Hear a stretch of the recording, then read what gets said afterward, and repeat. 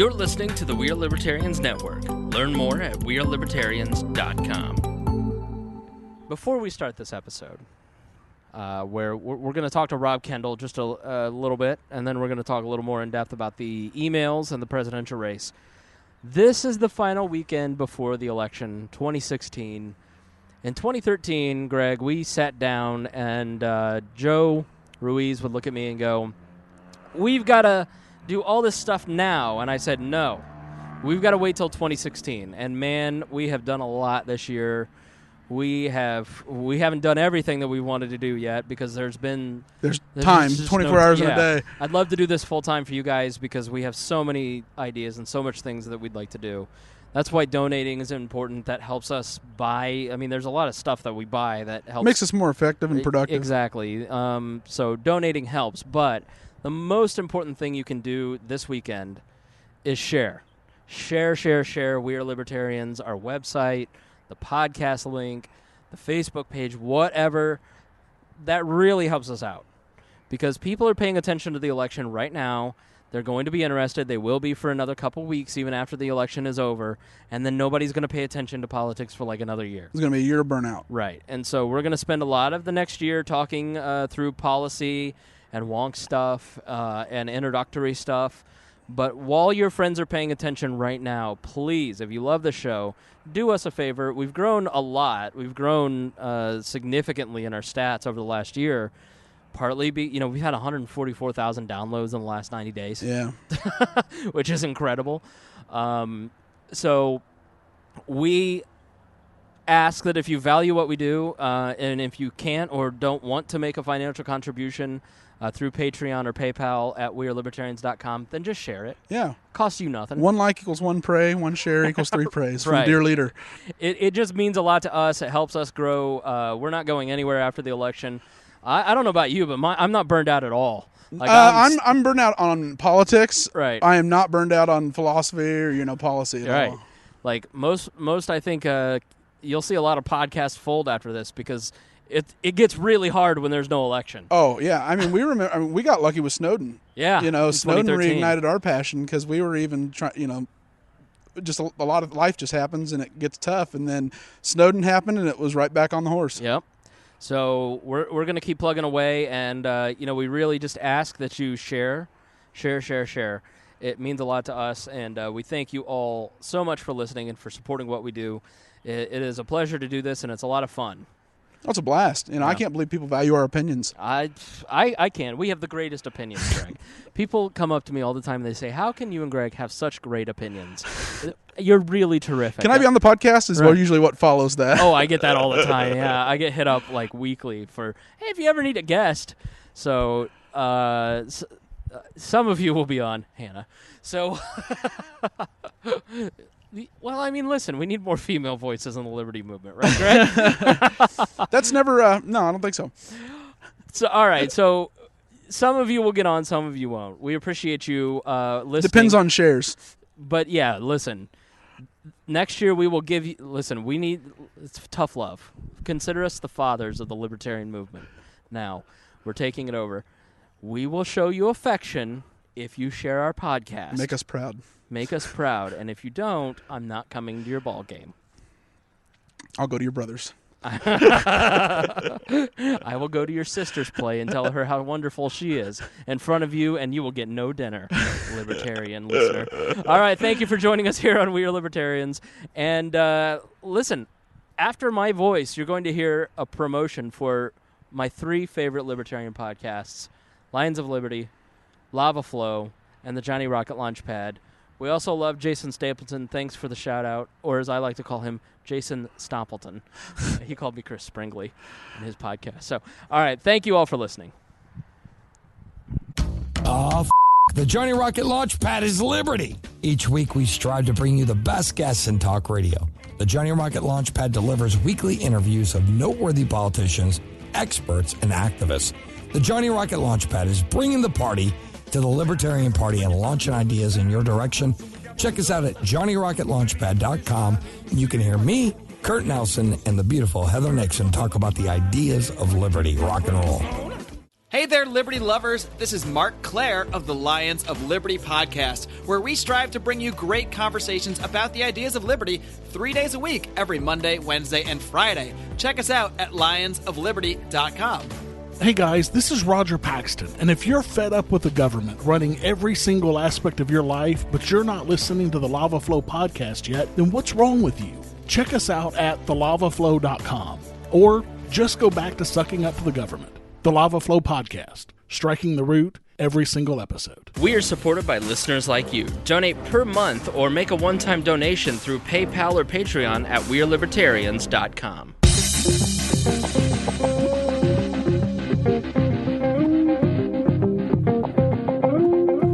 Welcome to We Are Libertarians, your pre-election edition, and we are a mobile again. So 2 episodes in a row, we're mobile, and thank you so much to Christy Avery for helping us get the recorder that makes this possible. It's tiny. It's a tiny recorder. This is the only time we will record with Rob Kendall with a board smaller than his. That's right, yeah. So Greg Lenz is here. To your left for once. How are you, buddy? To my left, I'm doing great. Rob Kendall, you are here as well. That's really impressive. I'm going to have to learn how that thing works. Isn't this nice? You do so many mobile interviews. I know. It would really eliminate all of my... But my stuff is pretty impressive. Like, Holcomb sat down today and it he was... looks very professional. Yeah, he was like, this is really cool. It's like... Want to see some memes? Well, I mean... not to be mean to Eric Holcomb because he's been so nice to me, your board is very small. But it does what I'm designed to do, which is broadcast sporting events. You know, I started as a sports broadcaster. Audio sports online. That's how I earn my living. But the politics is the fun side for me. But the mic preamps on that board are just less than. Ugh. Well, I'm sorry. We can't all have, women throwing themselves at us and podcast donating. shaming him. Yeah. Sugar mamas donating. Like what do you have to do to get that money? Smell her twice a week. I go to Christy Avery's house every week, and I just go... And she loves it. Taxation is theft. No, we love Christy. Christy is so good to us and so good to We Are Libertarians, and we thank her so much. We decided to bring on Rob because there's a late resurgence for Donald Trump. Donald Trump looks like he's really starting to surge ahead. You must be... Congratulations. Lifelong, huge Cubs fan. Thank you. Rob Kendall loves the Cubs. Thank you. Which the Cubs and Libertarians have a lot in common. A passionate love. And no chance of winning. Something and no chance of winning. But you've won, which gives us all hope. It was pretty amazing. You know, when you're a little kid, you always wonder what it's going to be like. And then you're there. And I'm really glad Haley was with me because we were at Dad's house. And Haley was a late arrival. And when Chapman served up the threebies in the eighth, Dad really... I'll give Dad credit. He really behaved himself. She threw off the cart, or she might have thrown off the vibe. I totally understand. He may have tipped over a table. He may have done some damage with a bat. But he kept himself together, and I credit that to Haley. Listen, he disappeared for like 10 minutes after Chapman served up the home run in the eighth. I don't know where he went. Well, your dad has a horrible drinking problem.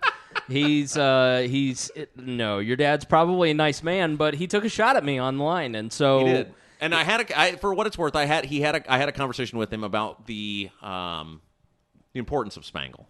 And how much Spangle means not only to me personally, but to the freedom movement. And I wondered why he didn't respond to the freedom of all living beings. Yeah. Right. As president of all libertarians, I am dear leader. I told him, I said, Dad, we're not going to agree with everyone. We're not going to agree with the approach of everyone. You grew up in the 60s. People did things a little different. Haircuts were different back then. Separate drinking fountains. Yeah. Just because your dad doesn't understand memes and the music of kids these days, it's not my... He's an elderly man. He's very old. And he said that I have 7th grade humor. Which is actually 2 grades higher than what we usually get labeled with. So that actually was a compliment. I mean, I work for Bob and Tom, for God's sake. It's very rare that I ask my father, let's maybe not fan the flames. Well, I'm not going to be too mean to your dad. I thought it was funny, and I wasn't actually upset. But I did write, like, give me one example where I have personally... See, here's the problem. Oh, God. Yes, you're about to go right under the bus. I am the level-headed one. Right. And somehow I am labeled as the chief troublemaker, the biggest immature.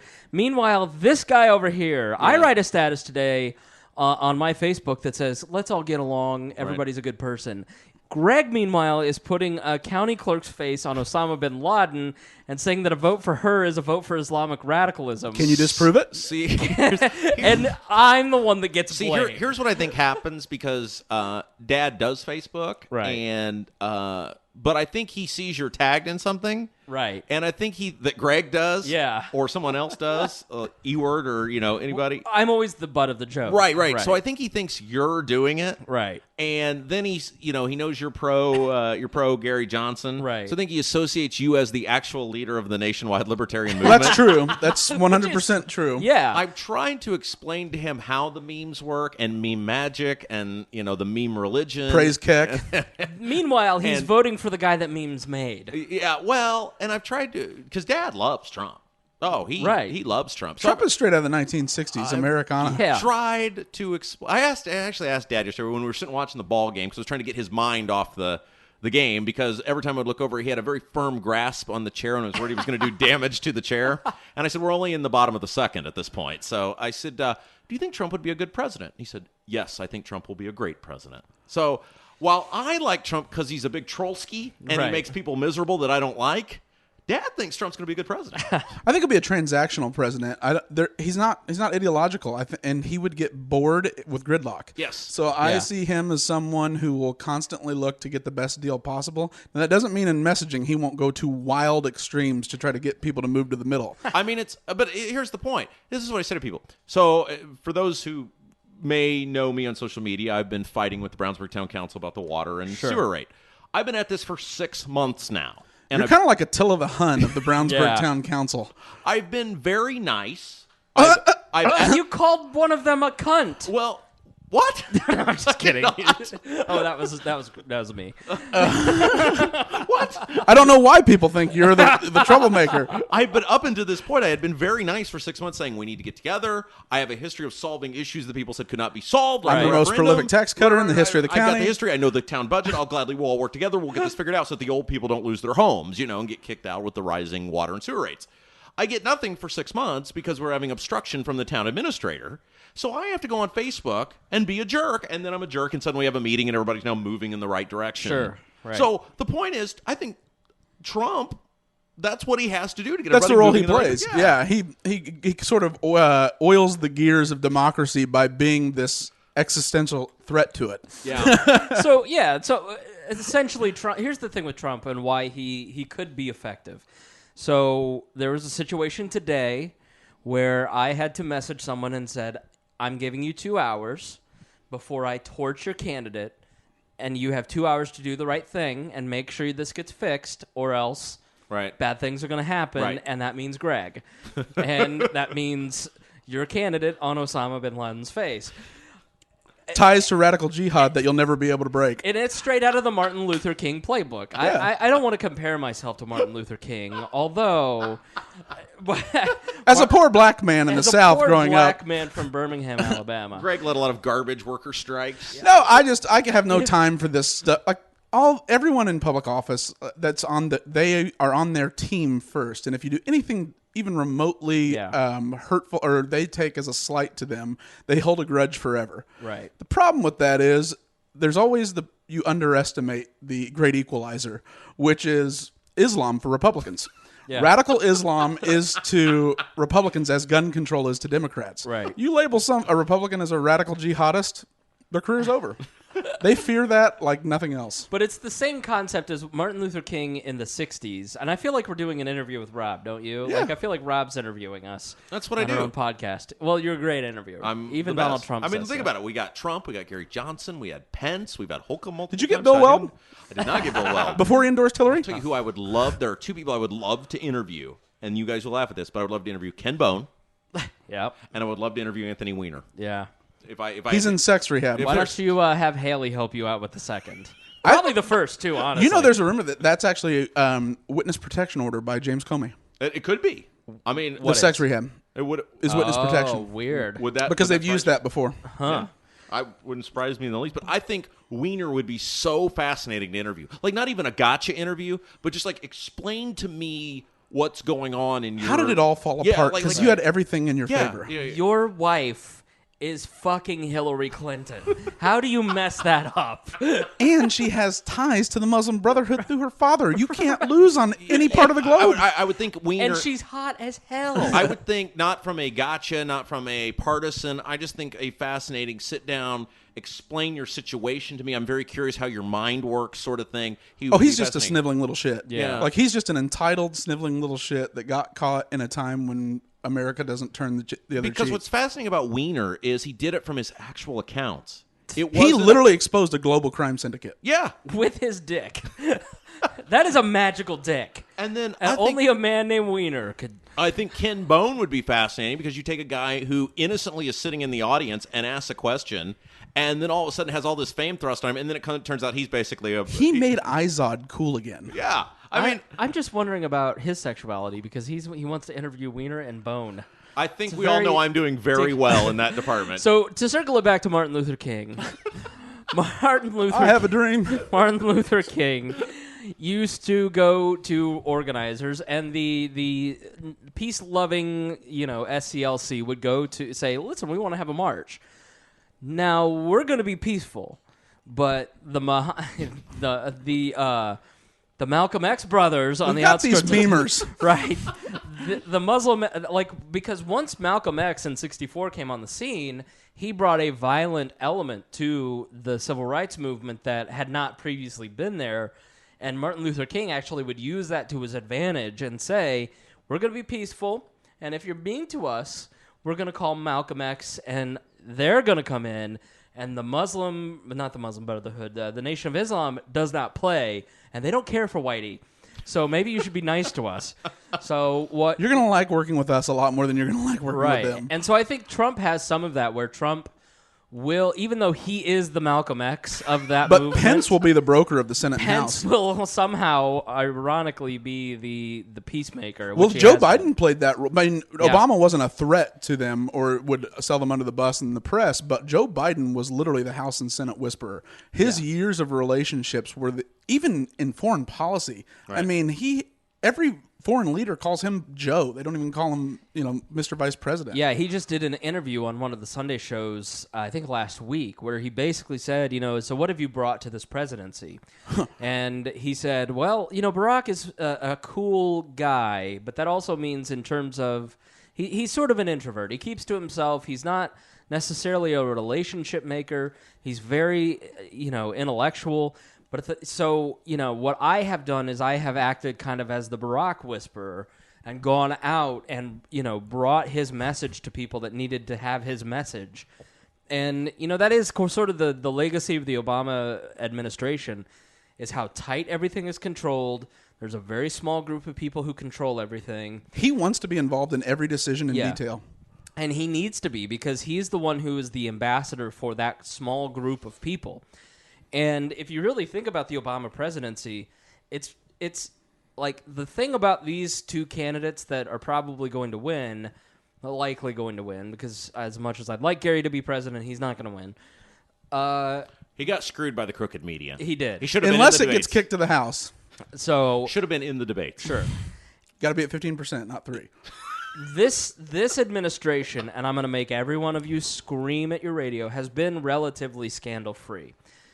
The biggest scandals of the Obama administration have been perpetrated by Hillary Clinton and her group of people. And Donald Trump. Right. What we're learning about in these WikiLeaks are really, it's all shit that we knew. Yeah.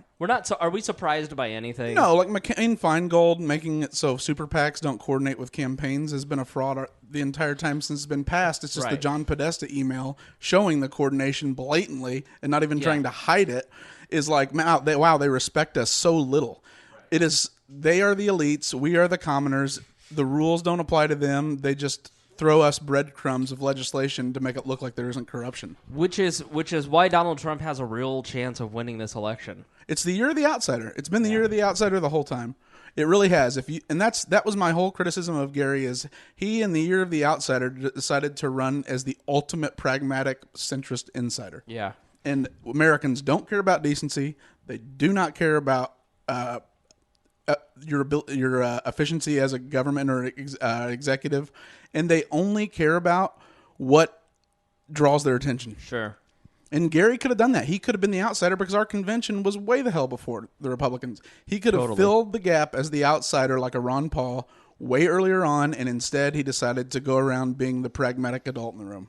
Yeah, I think he wanted to be the sane alternative, and that's fine. But I think it was a strategic mistake, as we talked about last episode. It's like being Jeb Bush. Why? Right. What good does that do? Nobody wants that person.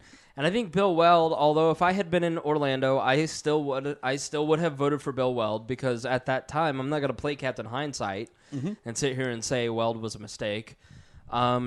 I would have given Gary what he wanted, because that's, their campaign strategy. That's what you should do. But at the same time, Bill Weld, I was officially done with him with the Maddow thing. And here's the reason: this campaign is so politically tone deaf. When Bill Weld is sitting on a national TV show, the Rachel Maddow, when the left has been so unkind to Gary Johnson's campaign because he's a threat. $50 million in negative advertising. Right. And he sits there and he's asked the question, if you're in Ohio, North Carolina, one of these 12, 15 swing states, are you telling your people to vote for you and get 5%, or are you voting for Hillary Clinton to stop Donald Trump? And the guy essentially says, I'm here to vouch for Hillary Clinton. That is so politically retarded. And I hate that word, but it's so... The reason he feels icky is because the dude is icky. He libertarians at his own pace. Yeah, he used the Libertarian Party ticket to get nationally relevant. To get in touch with his old friends, to activate his donor networks, and as soon as Gary got quote unquote embarrassing, he started distancing himself from the party and from Gary, and he's been. Mike Pence is out there explaining away Donald Trump. You can't get out there and support your own candidate. You flirt with Hillary Clinton. It just makes no sense to me. We served in the Justice Department together, and I've known her for years, and she's not a felonious murderer. Just her emails prove it. Somebody has to vouch for her. Yeah, that's what the Clintons need. More vouching. Right. Quit talking about Hillary Clinton and Donald Trump at all. You're not a commentator. Rob and I talked about this today on Twitter. Wayne Allen Root proved this. He was on the Libertarian National Committee while trying to be a political commentator. And so when he would politically commentate on Republicans and Democrats, Libertarians would get pissed because you're representing us on the National Committee, and it was a no-win situation. He got nothing but grief. And eventually he got ran out of the party. Now, part of that is because Wayne, go YouTube Wayne Root. Well, we tend to do that with our nationally prominent figures. Right, but you just can't do both. Rob, you're a prominent commentator and a prominent... Thank you. Right. I mean, you've learned that lesson. Yes. Yeah. You can't be a commentator and a politician. Yeah. You can be one or the other. And Chris was really the first one to ever explain that to me, and because there was a time where I was having to make a decision. Mm-hmm. Yeah. Am I going to run for another office, or am I going to go back into radio? And I always thought, well, I could run for the office, win, because we would have won so big. Right. We would have won so much. Lion Pete would have been the end of Lion Pete, which ultimately was the end of him. God, that would have been fun. We were talking about that today with some people, and they said it would have been so much fun to watch you take out Lion Pete. But anyway, and I thought I could do both. I could still do the radio. And Chris, you can be a commentator or you can be a politician. You can't be both, because you got to be, if you're going to be good at being a commentator, you got to be able to let it fly. Yep. You got to be able to say, I commentate. And because I was a former Libertarian Party official, everybody holds me to, he's the Libertarian Party guy. And so when I make a comment about that's anti-Donald Trump or anti-Hillary Clinton, then I get, why aren't you promoting Gary Johnson? Because that's not what I do anymore. Like Gary Johnson, we have a Gary Johnson for President podcast. But when Gary Johnson messes up, I'm going to explain how he messed up. And so he doesn't do it again, and we can get better. Because now is when people are paying attention. And yes. We've got to... Ow, I just bit my tongue. We've got to figure out a path forward. Gary Johnson's not running again. I like Gary Johnson. I'm voting for Gary Johnson. And the biggest reason is for the Libertarian Party, because he needs to get 5% so we can have more than a dozen states have ballot access. And what that means is that 15 states will have more choice because hundreds of Libertarian candidates will be on the ballot. A Libertarian candidate, and this is one way that Gary screwed up this time. 4 years ago, he endorsed local Libertarian candidates. He endorsed like 150 candidates at least. Every one of those candidates ran with that endorsement, was excited by that endorsement. Made it their Facebook profile picture, showed people. Took those materials and passed that stuff out. They promoted Gary Johnson, and this time he didn't do that. He was given bad advice and said, stay away from local candidates. We've got a chance to win. And if you attach yourself to the anti-vaxxer, you may get, yourself burnt out. You might get noticed. Yeah. Because what do you have to lose? Right. And you should be throwing bombs. Right. Yeah. Bombs. It's been a top-down strategy when the libertarian movement is bottom-up. It is grassroots. And so I'm proudly voting for Gary Johnson because we have a chance to get hundreds of choices on the ballots of Americans. And, I'm in a red state. It's going to go Trump. There's no doubt about it. But if I were in Virginia, or if I were in Ohio, or if I were in Florida, I would proudly vote for Gary Johnson, not only because he's the only sane choice, but I'm also going to get more choice across the nation, and we're going to do better in 4 years. Do you ever ask yourself this, though, and we've had a good time sparring on social media over this. Johnson has had no scrutiny. No, I mean, none. Sure, none, absolutely. None. It wasn't warranted. None. Right. So let's say he got on the debate stage. Oh, it'd be a nightmare. It'd be the worst thing for the Libertarian Party So isn't possible. that you talk about him being the only sane choice? How do you know how he would respond? Is there a grabber in the nether regions comment from him out there if people start looking into him? I'm sure. But does he then suddenly, you don't know until the spotlight is on you. How do you respond to that stuff? I thought Trump responded really well.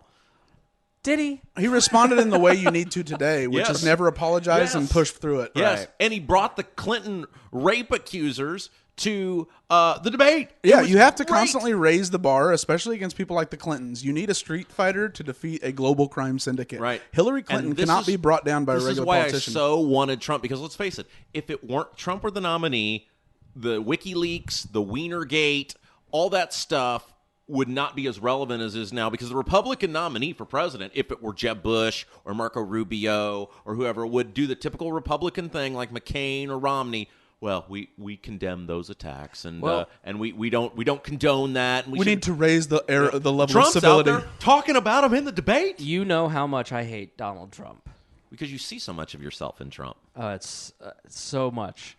We're both wonderful. We're both handsome. You see a lot of yourself in Trump. We both nailed you do, and you know that. But carry on.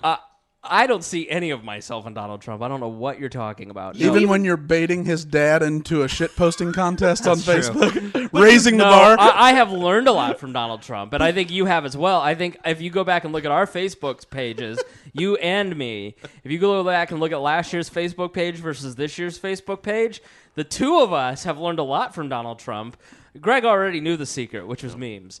But and shit meme posting. magic. Although I did get a this day. Do you guys ever go back to on this day? I know you do quite a bit because you'll like posts from like 9 years ago. Oh yeah, to troll. I use it to he troll. He goes back in people's timelines and likes blanket likes everything. Yeah, I'm aware of that. Haley's next. But there was a post from today for me on this day 5 years ago where I was insulting the guy I beat in the town council race on his way out of office. And I thought, I really haven't changed all that much. No, I've just started owning it. No, but like you and I fight all the time on social media, and I get the question, maybe you do too, why do you and Rob hate each other so much? I get that. Like, are they really like... And I'm like, no. No, I love Rob. It's just but people pay attention to drama. I had to explain it to Dad. Really? And memes, and meme magic, and... how it made Trump possible. Trying to explain that Donald Trump is the world's largest meme/internet troll, and... you know. No, I think that we have taken it to an 11 on. We always kind of had, I come from a radio background. I'm schooled in Bob and Tom. I'm schooled in Howard Stern. I'm schooled in Rush Limbaugh. Reality radio. Right. And, reality TV is a fairly new thing, but radio forever has been about reality and taking reality and amplifying it to be entertaining. Yeah. And then drawing an audience and educating them a certain way at the same time. And so what We Are Libertarians forever has done, you may hate Maya, but man, you go back and listen to Galt versus Creighton, you go back and listen to Maya versus The World, you go back and you listen to Rob versus Spangle, like that type of pro wrestling reality radio type stuff, that's how you draw an audience now. We're a voyeuristic culture, and we like to look through the looking glass without necessarily being a part of it and just sort of enjoy it. Right. I think it's like the Real Housewives phenomenon. We give you information, but at the same time, we also want you to laugh and be entertained. And there are people like Roger Paxton's podcast where you get great information. It's carrots and veggies, as much as you want. And there are people, what people don't realize is the reason the early voting's off the charts is because you have two of the most entertaining candidates of all time. Because she's the heel and fun to hate, and you really are secretly rooting for Donald Trump. Right. She's Vince McMahon. Right. This is a replay of the WWE era, McMahon versus Trump. He's stone cold. Yeah, and it's so fascinating because you don't really... Had this been Jeb Bush against Hillary Clinton, how boring would that have been? Any of them. I mean, honestly, any of them. I mean, Rand was never going to get it, so it's outside the realm of possibility. But outside of Rand, anyone else you would have thrown against Hillary... Ted Cruz would have been the only person who would have been more of a heel than Hillary Clinton. Spangle made a post the other day when what's her name, Machado. Boy, is she rotten or is she rotten? She came out, and it was the day after the Comey announcement, and what Hillary Clinton did was try to bait Donald Trump by putting Machado on stage to introduce her and say bad things about him. And it basically, I tweeted out, Hillary Clinton is saying to the world, to Donald Trump, here's Alicia Machado.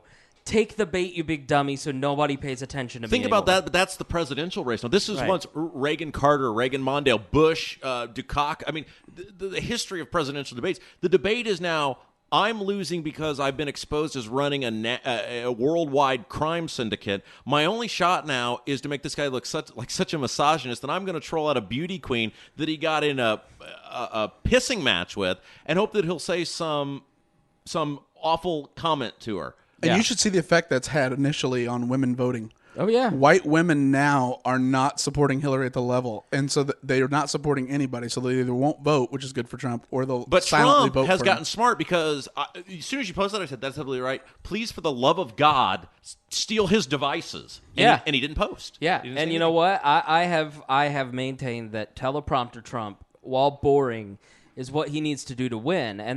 So here's why I'm voting Libertarian. I'm voting for Gary Johnson, and no, he is not perfect, and no, is he as prepared as he should be. I'm voting for a president of the United States, a person that is as close to the Constitution as we can get, and that is Gary Johnson. I look at the presidency of Hillary Clinton and Donald Trump, and I don't see a constitutional government. I don't see constitutional ideas. I don't see ethics. I don't see morals. I see reality TV. And I don't want to live through 4 more years of that. Now, the reality is that Gary Johnson wasn't in the debates. Gary Johnson is not going to win at this point.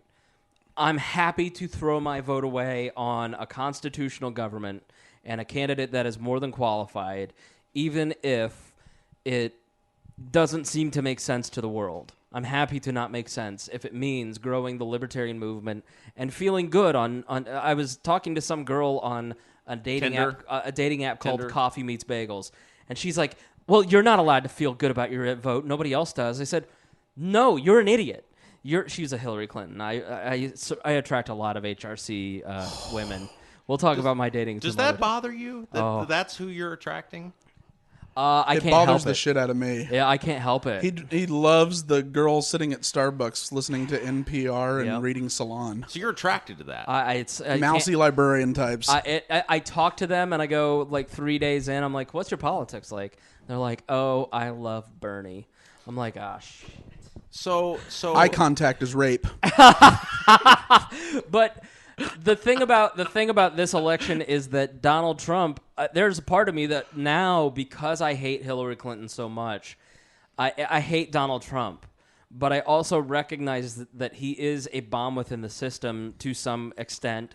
But in another way, he's just going to put in he's going to put in the James Baker gang. He'll put in Bush people. I don't know, because Trump Inc. is very reliant upon their family. Send in Rob Kendall.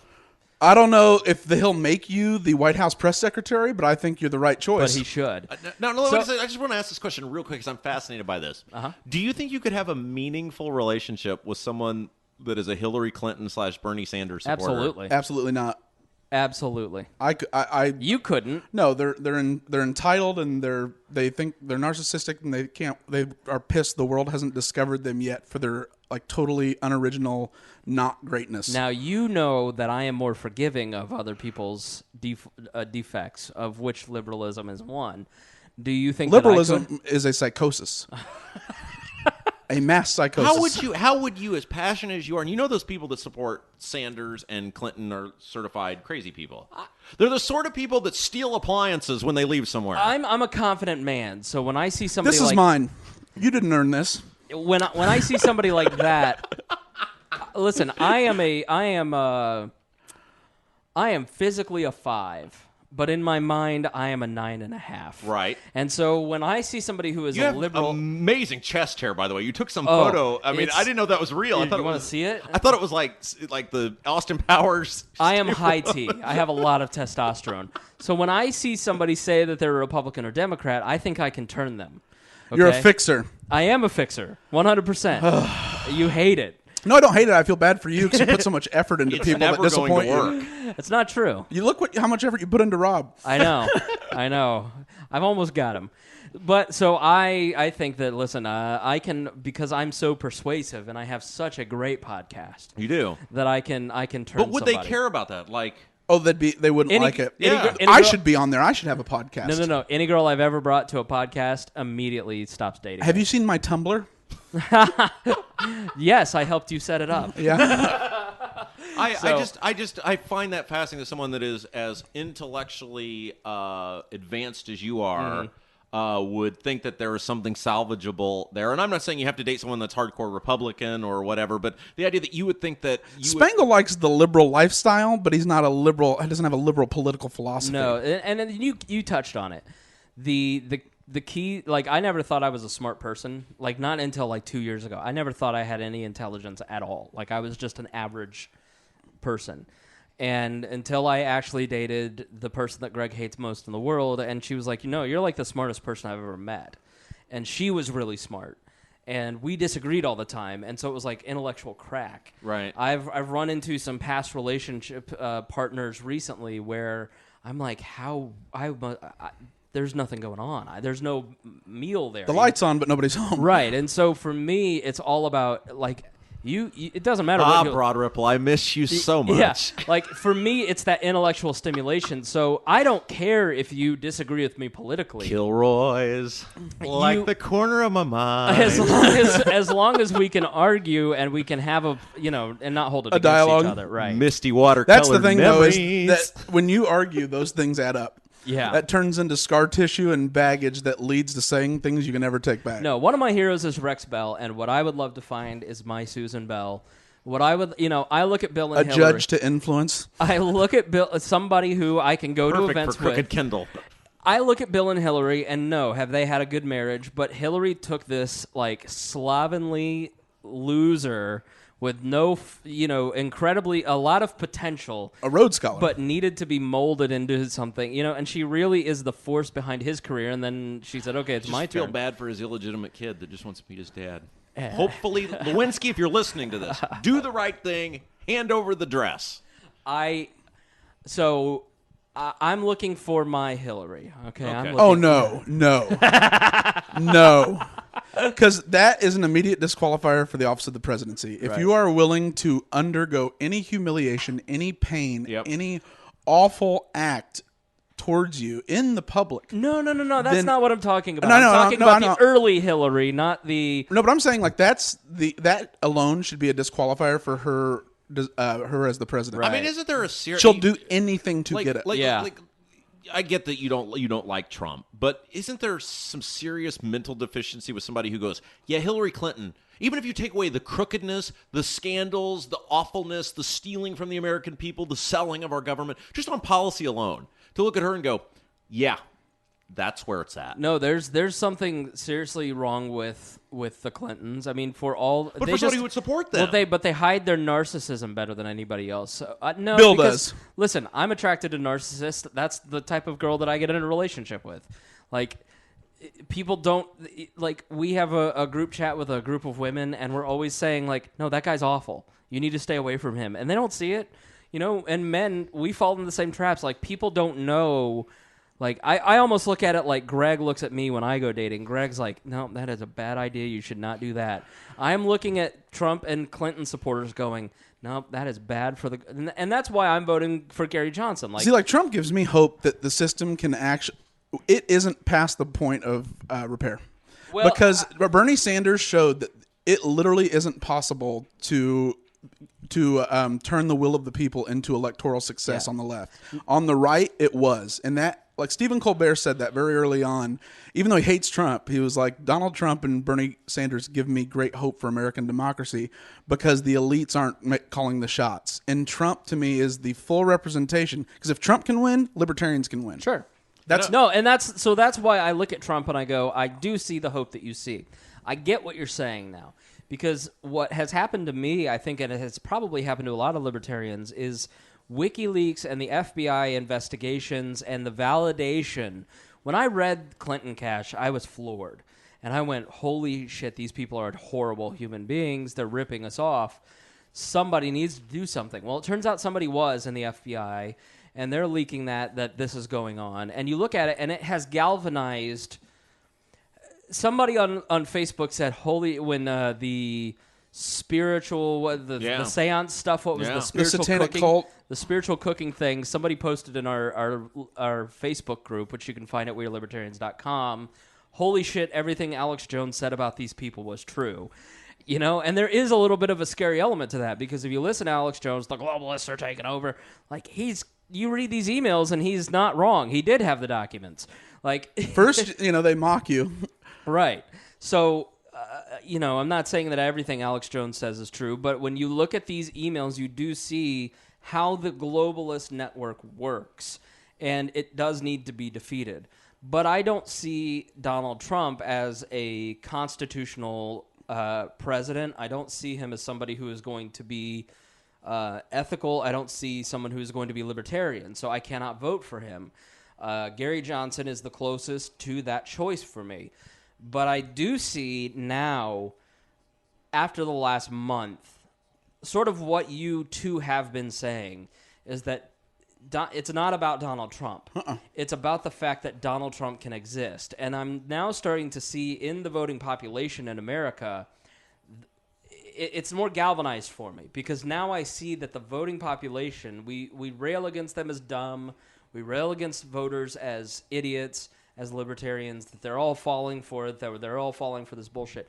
But at the same time, they may not be able to articulate their feelings, but they're exercising out the poison that they see. It's a visceral feeling. Right. It's intuitive. And that's what just drove me crazy about Gary, is he made the wrong choice. Right. And I was like, you don't understand. Smart will not ever win us an election. Right.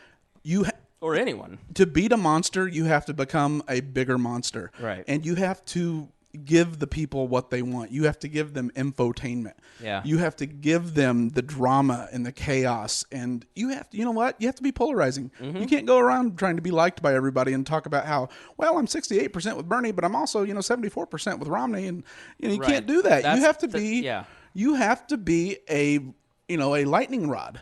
And Austin Peterson was that lesson for us, where Austin tweeted out this week, I may not have been the most qualified candidate, but goddamn it, you would have felt proud to vote for me. Right. It would have felt great to watch someone stand up and not apologize for being a libertarian. Right. And Gary barely mentions, he says he's the libertarian candidate and what libertarianism is, but rather than doing anything to talk about how he would govern. He talks about how he's like the other two parties. Right. That drives me insane. Yeah. We're not like the other two parties. You're not like Hillary Clinton or Donald Trump. You are literally the polar opposite of those two. And that's what's wrong with Bill Weldon. That's why instinctually libertarians have never trusted him and never liked him, because he's one of them. And, we see this in the Indiana Senate races. Dick Lugar lost to Richard Murdoch. And it's because, in my 10 years of politics, of being around, I saw every major political figure, talk to most of them. I saw Barack Obama, Bill Clinton, Hillary Clinton, Mitt Romney, all those people here in the state. I never once saw Dick Lugar. And when people don't touch and feel you and have the chance to interact with you, then you lose. And he lost to Richard Murdoch. This year, Evan Bayh came back.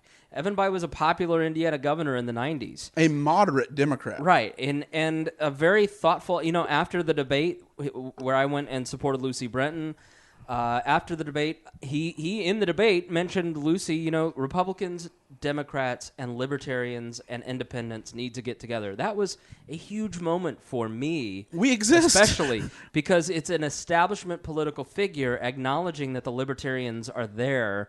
Instead of, and I said, I really would like to thank you, Senator Bayh, because that's very, very nice of you. Should I send you the thank you card to D.C. or to Indiana? And he replied, Libertarians have a lot of thoughtful ideas that need to be on the discussion table, and I appreciate that, and I respect what you guys do. And it was he's a genuinely nice person. Yeah. But he just has not lived in Indiana forever, and so he's suffering. His dad, our Rush County party once told me, we were knocking on doors and we were stumping for the Senate candidate, and they're like, we're voting for Bayh because his dad, Birch Bayh, in the 70s stopped by our door. My mom saw him at that, and that's why she's voting. I mean, Birch Bayh, he was he was the Midwestern Kennedy cousin that was acceptable to have at events. He was just polished enough you could invite him to the Kennedy compound. Yep. And Birch Bayh was personable, supported local candidates. Cool. And in an election season, he was knocking on doors. He was here. And he wasn't doing high-level D.C. bullshit campaigning. And that's why people still will vote for his son. Evan Bayh hasn't done that. And so you see these D.C. products, and people reject that. It's like Brene Brown, whose work on vulnerability and shame and openness has really changed my life. That's what people love in Bernie and Ron Paul and Donald Trump, and to some extent Gary Johnson, is that they seem authentic and that they're going to be held to the same human standards that we are. That's why people hate Hillary Clinton. So while I think, every election in history where it has been between corruption and crazy, the American people choose corruption, and that's why I think ultimately Hillary Clinton will win. I do think Donald Trump has a real shot because the millennial generation, which is now really starting to come into the voting block in a big way, values authenticity over anything else. And that's why we're always, as a podcast, going to be more successful as commentators because we're authentic. You're going to see our warts and all. There's going to be an Aunt Donna moment. There's going to be a time where I scream out cunt. And I accuse Rob Kendall of calling his opponent or a city councilman that falsely. What a false accusation. At the end of the day, I sit there and I go, I really shouldn't behave that way in public. And I get messages from all of you who say, that's really not gentlemanly. And I get messages from Rob Kendall's dad saying that I'm a 7th grader. But God damn it, I'm a person. And you know me and I'm authentic. As opposed to, that's why The Hill or Politico, there's a time limit, on those kind of publications. I love those publications, but they're never going to be successful podcasts. They're news distributions and networks. They're not. But they're all launching podcasts, and they're all boring as shit. Well, yeah, and it's nuts and bolts, and that's not what most people. Do I want to listen to David Brooks and Donna Brazile go and be mouthpieces for the establishment? No. I don't want to hear that. And you know what it actually comes down to? You remember Pirates of the Caribbean where Commodore Norrington says to Jack, "You have to be the worst pirate I've ever heard of." And Jack Sparrow says, "But you have heard of me." That's sort of what we're like. Right. But that's what America's like. It like. is the fight for relevance, and it's interesting because Spangle, you've spent so much time in radio. I thought you were going to say irrelevancy. in radio, and I've heard this said a lot. You know, Howard Stern was a pioneer. He was the first one to do what he did. Today, it's just like, oh, there's just another dude. Sure. But he was the first, so he's still the best paid and all that. But it's such a fight for relevancy now, and everyone's shouting. And in a strange way, the internet, which gave rise to the ability to stop an Evan Bayh, to say, no, you are a lobbyist. You don't live here. You can't hide anything. You're crazy You're a trying liar. to hide something. Yeah. And the WikiLeaks, which may stop Hillary Clinton, also in our industry, creates you have to shout loud, high, long, and have no boundaries in order to get heard. Yeah, you can, Pat Gray on the Glenn Beck program was the one who really pointed this out. Those guys are longtime radio guys, Morning Zoo guys from the 70s. Glenn Beck was in, all over the country and a super successful top 40 DJ. Boy, has he melted down. Yeah. And I know you love Beck. Oh, I do. I think that he has a lot of interesting things to say, and, I think you take everything with a grain of salt, but I do think that he is more willing to give a libertarian a voice than other people. He just can never shake his Mormonism. Sure. And he went all in for Lyin' Ted. Yeah. I couldn't think of a worse person to go in for than Lyin' Ted. Jeb Bush. So, what Howard Stern did is take the radio industry where everything was very corporate and polished by the 80s, because you had the 50s and the 60s where it was all wild and crazy, and you had some scandals with payola and plugola, and the 70s were so drug-laden, and there were more scandals. So by the 80s, everybody was still doing a lot of drugs, but everybody was kind of like clamping down on all the goodies, and it got more corporate. And, they had built sciences around this thing, and so that you had testing, and it just was very sanitized.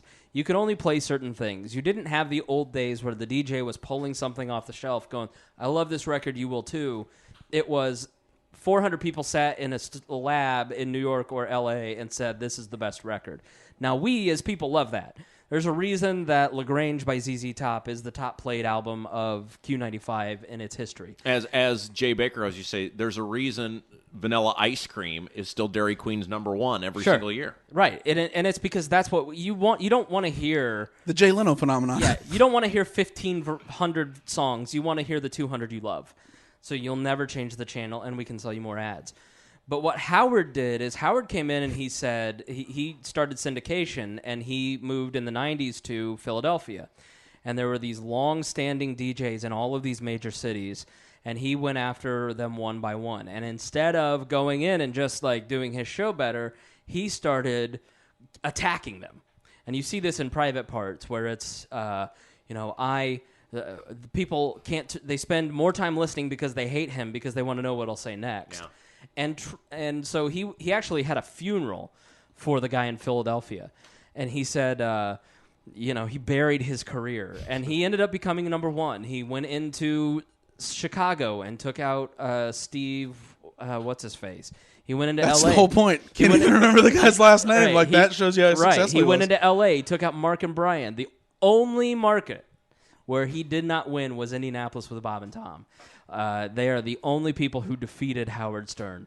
Because remember when they brought him back I guess maybe it was the late 90s, early 2000s, they put him on 93.1. Yeah. Again, it was the Buzzard back then. When it was Right. the Buzzard. And they said they made a huge deal about that. Yep. And he just got pulverized by Bob and Tom. Yep. And they never acknowledged him. They just did their thing. And that's, it really is. Spangle never got me an interview with Tom. I've asked 3 times. Does he not like me? Does he not like my politics? I don't think he thinks about you at all, Rob. I figured Tom would be for Trump. Tom would love Trump. No. Tom likes money. But enough about my day job. The thing is that Trump has come in and he has reset those rules where you have these. That's why I get in trouble, and that's why I don't get invited to Channel 6 to sit on the panels.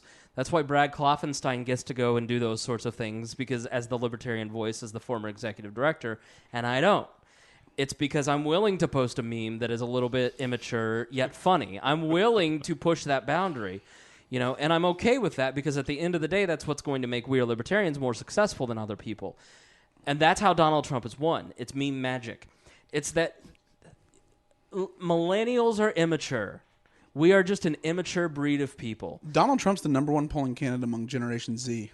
So the youngest, like people 18 right. to like 15 to 21. And it's because people under 40 are under 35, let's say, are immature, yet responsible, and crave authenticity.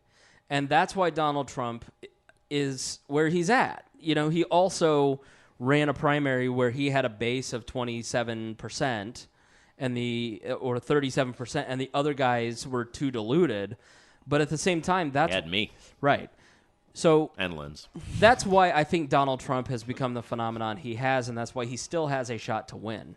I mean, our society created the opportunity for Trump. That's the real thing that people miss. And that's the thing. These Republican establishment people that still... Idiots like John Kasich who say, I wrote in John McCain.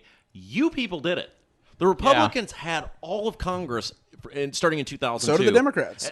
Both sides have had unprecedented power, and they both screwed it up beyond belief because they both went there and they lied. They didn't do what they said. Yep. They target you, then they give you false promises, and then they abuse you, and then they come back 4 years later. Donald Trump is Heath Ledger. He is the Joker. Yeah, well, you've worked in these major campaigns, and it's just all veneer. It's how shiny can you get the surface. And millennials don't as the kids say, we don't fuck with that, fam. So I know you gotta wrap up, but I gotta go announce some high school football. I know it's very exciting. We can still keep talking, but you son, what is your final message for the people? Well, first of all, we are Libertarians. You guys are so great. He's a great guest. Terrific. Never miss an episode. Let me also say, Bruce, a donor to this program, the emotional support animal of We Are Libertarians. Yeah. Your lovely English bulldog or French bulldog? He's an English bulldog. Good. He's not a cheese-eating surrender monkey. No. He's a legit. He's a real ski. He always donates to the program. Purebred. $1,500 later. I got the real thing. In his honor, We Are Libertarians has updated their. We've updated our internet. Harry came over and fixed everything. And Bruce is now a part of the passcode. So That's very exciting. Every time anybody comes to connect a new device, Bruce's name will be mentioned. Bruce will be so honored. I think there'll be a post later when Bruce finds out. Grandpa was feeding him on the last check. But every week, Bruce is mentioned because the first thing anybody asks when they come to my house is, what's the Wi-Fi code? He will be so honored. He loves you guys. He will sit and listen to the show with me. We will sometimes lament what Spangle is saying. Uncle Chris has gone off the rails here. Bruce, oddly enough, very, very intently listening when you interviewed Maya. When we were sitting there, Bruce loves that. A lot of crying. And Bruce loves you guys. He's such a big fan. He's also donated to the WYRZ radio station too. Very good dog. That's good job security. He's very he's very liberal with his allowances to radio related projects. So in one pocket, right in the other. Hey, but seriously, you guys are great. This has been the most fun I've ever had in politics. Yeah. It's been so great. You guys have been such a big part of it. It's been so awesome. We're never going to experience this. What just happened these last months ever again. And I've said this, and I mean this. I give you a lot of flack for Gary Johnson. If Gary Johnson were president, I think the country would be well served. I think he would do a good job as president, even though he's a crazy person and is for open borders. Oh, Jesus. But I think here he comes. Lion Rob. Anyway, I'm just saying, it would have been fine if Gary Johnson would have been the president, and I look forward to telling the God Emperor that Spangle should be spared, even though you've been very mean at times. He did take his water bottles, so even he couldn't resist getting close to the God Emperor. I have a hat. He donated. By the way, just let me put on record. I've donated $40 to the Trump campaign. The last Larry video was incredible. Thank you. It was so wonderful. I was going down 267, and I just about drove off the road. So if you look at my YouTube channel, Chris Spangle, or if you go and look at my videos on my Facebook page, I have a character that is, I take the Snapchat filter where your mouth is curved up. And the Martinsville filter. You can feel free to add me on Snapchat, C Spangle, and I do this Trump character where he is he's a little androgynous and he's a little he lives off of the government, but he's sort of also, like Marty Huggins in the campaign. Yeah, there's a little bit of that voice, but he's also he's anti-government, but he gets a welfare check. His disability never works. I love that. Trump's going to do two things. I know he's going to. He's going to repeal Obamacare, and he's going to fix my disability. Right? Because that's just how I view it. It's a satire on Trump supporters. But it's so great, and as a Trump supporter, I find it absolutely hilarious. Just Just vote. And that's right. I don't care whether you're voting because you love Larry or whatever. This last time he was just saying, "Listen, I never want to doubt Mr. Trump, but I now have hope." So, so all right, Rob Kendall, thank you for joining us here on this episode of We're Libertarians. Congrats on your Cubs, and I hope Donald Trump doesn't win. You're an ass. Thank you. And this has been fun because I'm not kidding. Savor the moment on election night because you will never, literally, we're never going to get this again. This was the circus. This was the one campaign I've been waiting on my whole life. It's Game 7 of the World Series, and we're here, and I don't want it to end. It's 1838. It's 1864. It's 1964. It's 1912. It's a once-in-a-lifetime election. It's been not great. The importance of it. Hillary and Donald. That's what I'm saying. Like, if you go back and look at 1838 between Andrew Jackson, crazy murderer, versus John Quincy Adams, who is a corrupt establishment member. Like, the choice, we're going to Former Secretary of State, no less. Right. Yeah. Must be a thing. Thanks, guys. Thanks, Rob. See you, buddy. All right, now that we got him out of the way. All right. We've been kicked out of the studios. Seats taken. He left, and we are sitting on the back stoop of an insurance agency, radio station, and accountancy. This is the first back porch podcast we've ever done. It is. I feel, well, better not say that joke. Here, let's trade mics. Okay. Which I'm kind of glad we got kicked out because it's hot as shit in there. Oh my God. You're always wearing 4 layers. It's just 2, but man, I did not expect it to be. I felt a little bit like I was at a camp. It is seriously hot in there. I don't know what it is, but yeah, they've got a lot of machines running in there. I think it's to keep the interview short. I think so. Vibert goes, man, you got to go do an interview with Rob Kendall. It's so hot in his studio. He's a runner, so if he thinks yes. it's hot, it is hot. Vibert is 130 pounds. Yeah, and a cross-country runner and does like 10 miles drunk on the way home from the bar like it's nothing. Which, if you don't download the Jeff Vibert podcast, you really need to. Jeff is my coworker at my day job, one of the funniest guys you'll ever meet. And we just did a Halloween episode with Jeff. A spookisode. Yeah, you were invited, but you called no-showed. Well, it was so late, like I didn't even know you guys were planning it, and right. then it was like on a Wednesday at 4, and I'm like, that isn't going to happen. So it was. We had a spooky seance. Tyler and Aaron, they're on the show quite a bit. They were on there along with Jeff and Caitlin. Jeff lets him host. talk on his podcast. Yeah, Aaron was like, yeah, I got my seat taken by a previous administration on that last podcast. Like, no, we didn't invite you because you talk too much. He actually doesn't talk at all. I know. Oh, so yeah. Gosh, we were just talking about doing an episode Monday night before the election. I have no plans. I'm sure you're free. What are you doing election night? Are you going to go to Rex's? I'm going to the. There's a party in Indianapolis at Scotty's downtown. It starts at between 6 and 7.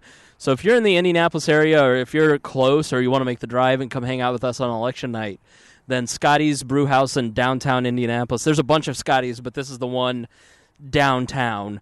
A bunch of libertarians will be hanging out there.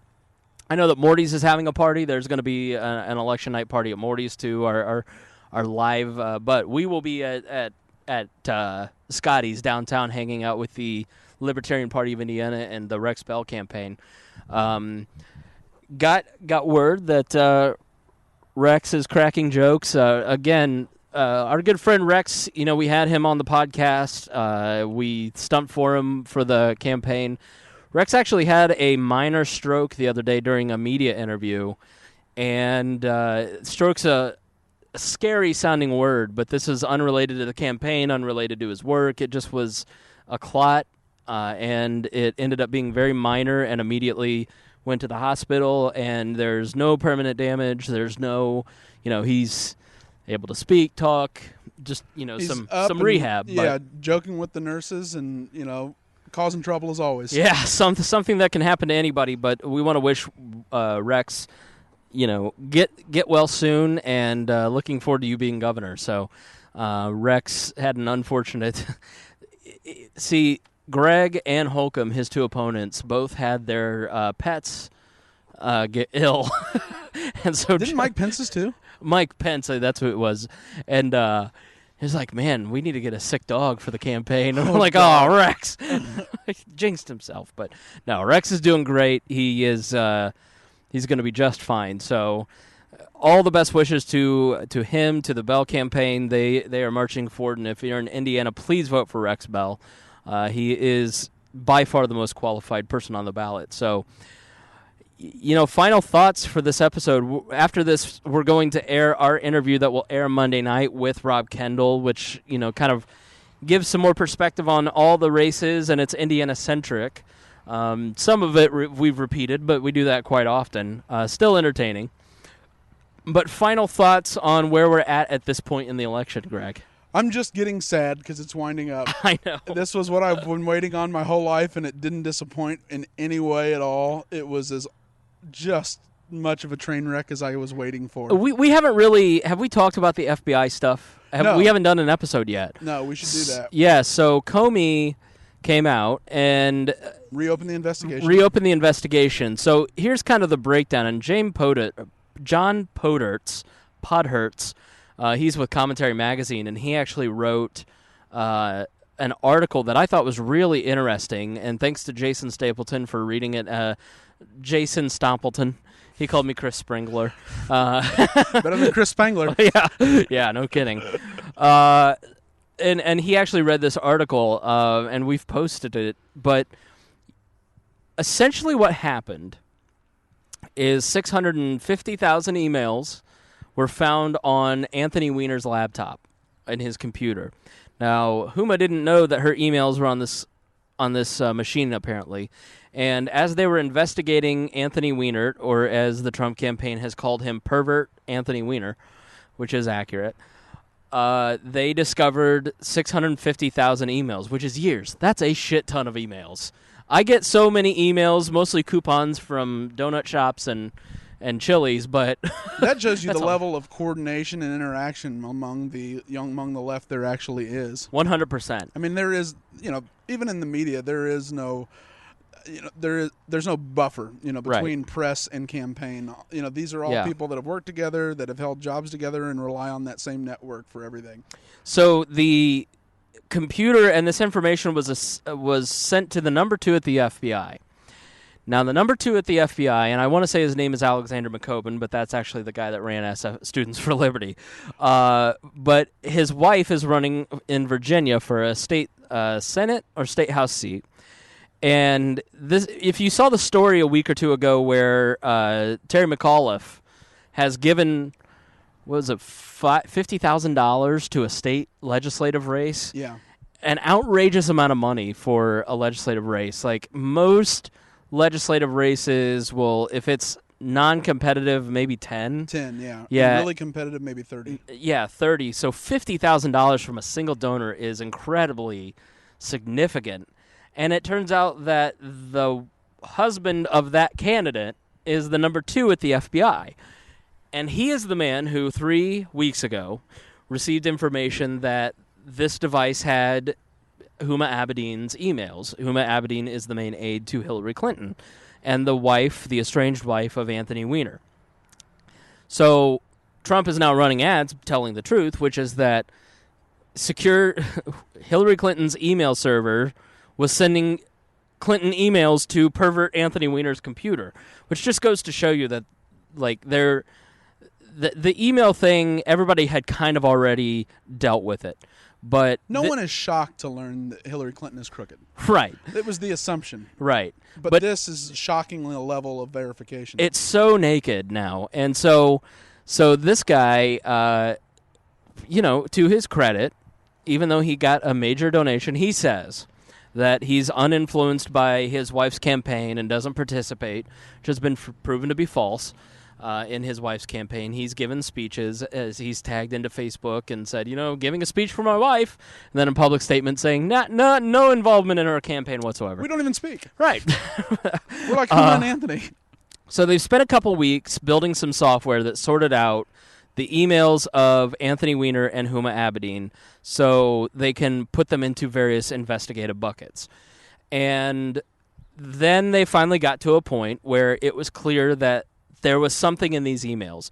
The scope of the warrant was to Anthony Weiner's devices per that investigation into him sexting a 15-year-old girl. By the New York Police Department, right? The FBI decided to take it up. I think NYPD is involved. Because that was what I had heard. I don't know if that's true at all or verifiable, but they threatened if the FBI didn't take it up, they were going to. Interesting, okay.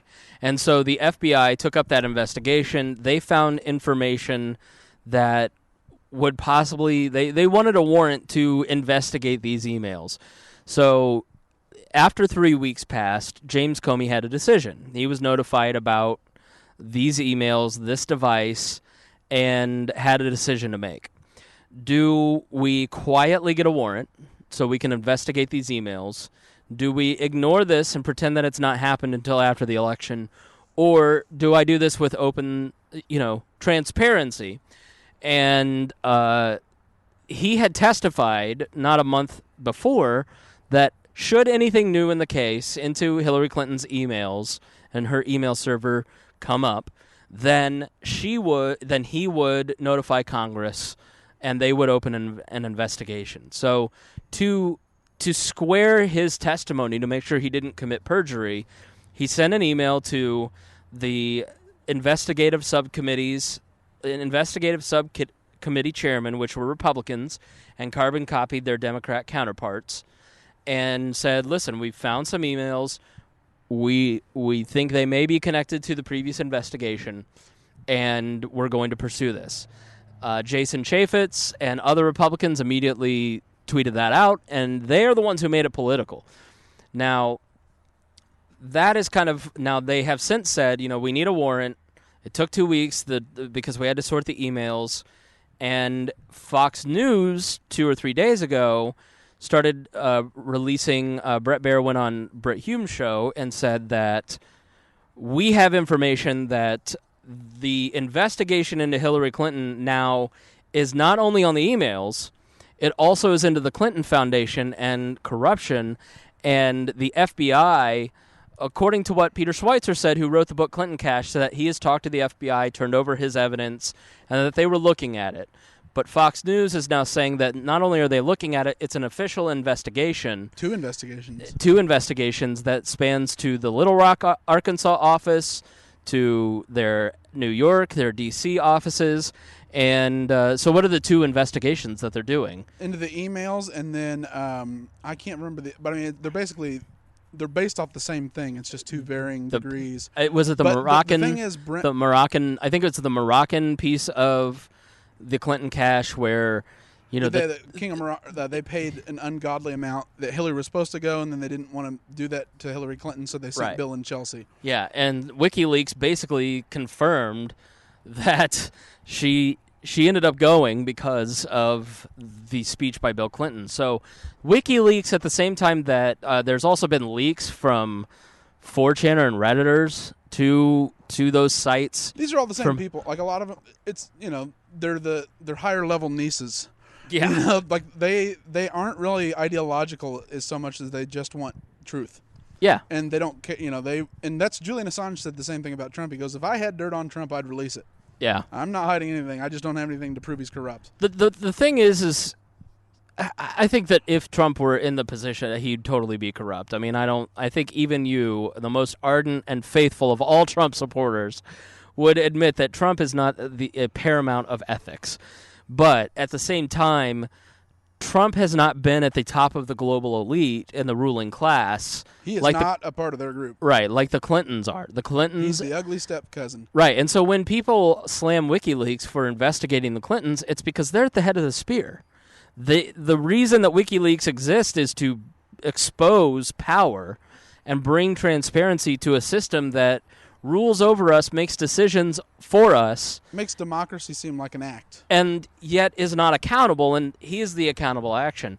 And that, I think, is a lot of what the FBI is doing as well, is there are people inside who are trying to make a lot of things accountable. Apparently, a bunch of FBI agents threatened to turn in their letters of resignation if he did not open it back up. Interesting. That's what the person who's been said to be an FBI 4chaner. Right. That a mass of agents were going to just turn in their resignations if he did not reopen. Interesting. Based on what he has said. It makes total sense. And then, Comey does not want to do this. His ties to the Clinton Foundation are well documented. This isn't a guy that has any arm length of, he is in no way, I'm having a brain fart for the word, untainted. Sure. So right. he definitely has a vested interest in, Hillary Clinton being elected because he'll keep his job and yada, yada, yada. Yeah, so Comey is a lifelong career guy and was a part of the Bush administration's Justice Department when Ashcroft at one point had to step aside and recuse himself from one of the investigations. I forget which one. He actually ran the investigation. And then he was a lifelong part of the Justice Department and then was appointed by Barack Obama to be the FBI director. And, so here's a guy who's been appointed by both Republicans and Democrats. He's entrenched in the system. And so to think that he's just a Republican plant, I think is ridiculous. He's the opposite. I mean, if you look at his background, it's anything but Republican. Yeah, here's a guy who was loyal to John Ashcroft, and any libertarian knows that John Ashcroft is he's a demon. He smells of sulfur. He'll vote for Clinton. Right. He's the first and foremost creator of the Homeland Security Department, the Patriot Act. Here's a guy who was the guy who was part of the torture programs. And Comey was a part of all of that. So I think that Comey was damned if he did and damned if he didn't. I think he had to. I think he sent the email saying they're probably going to release it because he wrote it like it was going to be publicly released. But I'm not playing politics. I'm fulfilling what I said. And I do think that there probably was internal pressure because the FBI, according to reports, we can only trust Reddit and 4chan and some of these people so far. These are the people that are responsible. These sites and these anonymous sources on these websites are responsible for people killing themselves because they were misidentified as the Boston Marathon bombers, for instance. But there are a lot of credible things that are kind of coming out through some of these conversations, and it seems like there are some people that within the Bureau really forced his hand, and he was in a rock and a hard place because he had to put something out. He had it's everybody. The left wants to blame Comey. People want to blame the FBI and why he did it and when he did it. They don't want to blame Hillary Clinton for creating the mess. No. The only leftist that I've seen be honest about this is Chris Matthews. On his show, he's like, why are we mad at Comey when she's the one who had the email server? And this is typical Clinton. The Clintons forever.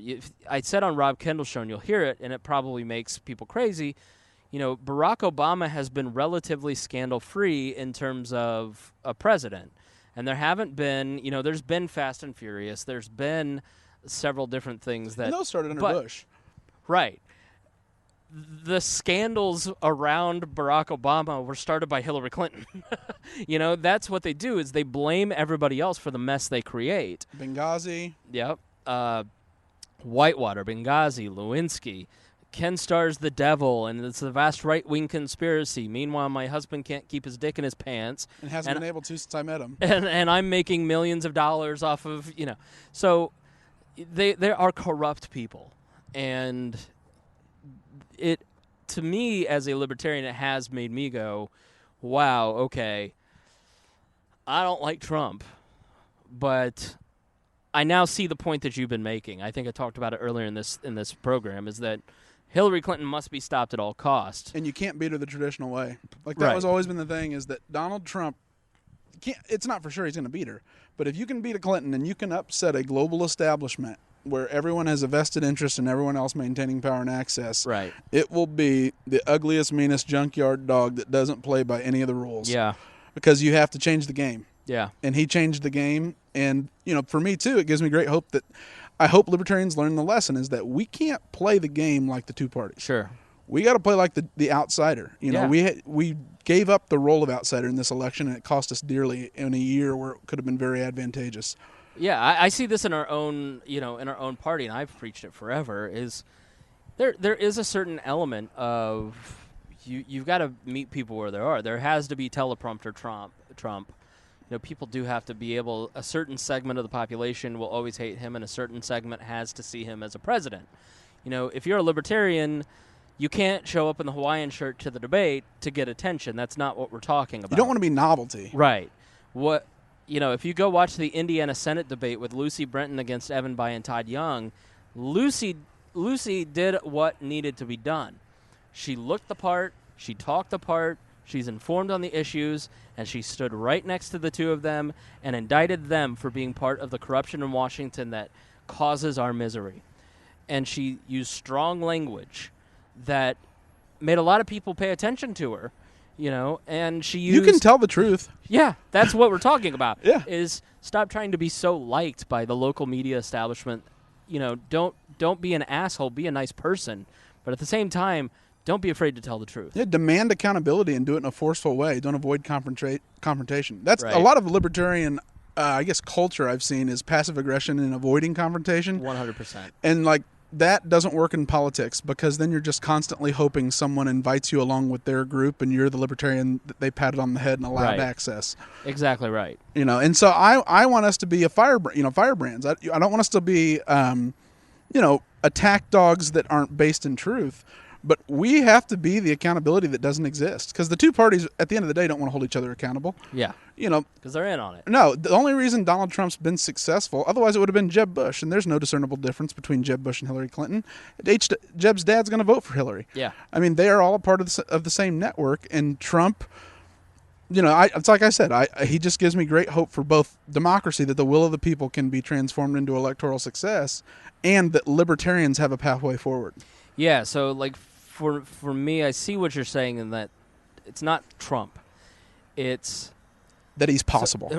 Well, I'm codependent as fuck, and I've been going to therapy for my codependency for about 1.5 years now. And as discussed earlier in the episode, I choose borderline bipolar or narcissistic people to attach to. That's what I'm naturally attracted to, because that's what's familiar to me. And I think in our voting, there is a lot of people who are attracted to that political figure because that's what we've always known and that's what we're used to. Mm-hmm. And so when somebody comes along, like for me, if somebody comes along that's not narcissistic and bipolar, I either find them very boring or I get pissed at them because they're just out of the mold. I just don't like it. You know what I mean? It's not what I'm familiar with. I have no interest in that. So when a Donald Trump comes along, it's an irritant. Yeah. Because it's not what we're used to. When a libertarian... It's a constant annoyance that won't go away. That's why I guess that's why I've never really liked Rand Paul. Mm-hmm. I love Ron Paul because Ron Paul is exactly what we're talking about. He plays the game, but at the same time is different. Rand Paul desperately wants to be liked, and that desperation just stinks. He's not willing to be a martyr. Yeah. His dad was willing to be alone in the wilderness and tried and hoped that the side came to, tide came on his side. Rand's watched that with his father and seen how he never got to chair a committee or be in the room when legislation was being crafted. And much to the disappointment of many people that, find him so intellectually appealing, he plays the game like an insider. Yeah. Because he wants to be in there and protected in the event someone has to be in there. In the case of a Comey, he wants to be in that room. Yeah. We're now at us and them fully. And as long as a politician is popular at home and is popular with the portions of their movement, then they can get elected. And to Senate and House. And if someone is too comfortable with Washington, it doesn't matter, because people, as much as they say they want, thoughtful and measured, and they hate the negative ads and the fighting, that's what we respond to. And that's why we don't elect an Evan Bayh or a Richard Lugar. We want a Trump-like figure. That's why we don't all watch Charlie Rose and we watch, a reality, The Apprentice. That's why Fox is successful and CNN is not. Right. They get, in Atlas Shrugged, it's Gail Wyman giving people exactly what they want, making no apologies about it, but it tears at his soul his whole life. Right. So, I think moving forward as a movement, we've got to, you've got to be, you have to have those elements. You have to blend the elements of what people expect. When Rupert ran, Rupert from Survivor, his brand was, sloppy tie-dye, long hair, big bushy beard. we had to trim that up. And if you look at his campaign photos to now, 4 years later, his beard's huge again, his hair's long again. But at Election Day, it was all very short, and people still wouldn't accept it. The people didn't vote for Rupert. They didn't even listen to Rupert because he had a beard, and that's the stupidity of us. So we deserve Hillary, and we deserve Donald Trump. Is fighting it your whole life, waiting people to not be stupid, right, just makes you tired, bitter, and completely disenfranchised. Yeah. We talk about it all the time. We never should have cut his beard. We should have told people to get the fuck over it. Right. We should have never played their game. We should have, made it's like Rex Bell. I don't like Rex Bell's glasses. And you know what their campaign did is they made a T-shirt out of them. They're Rex Bell's glasses, and they became a logo. And people were carving Rex Bell glasses in their pumpkins, like.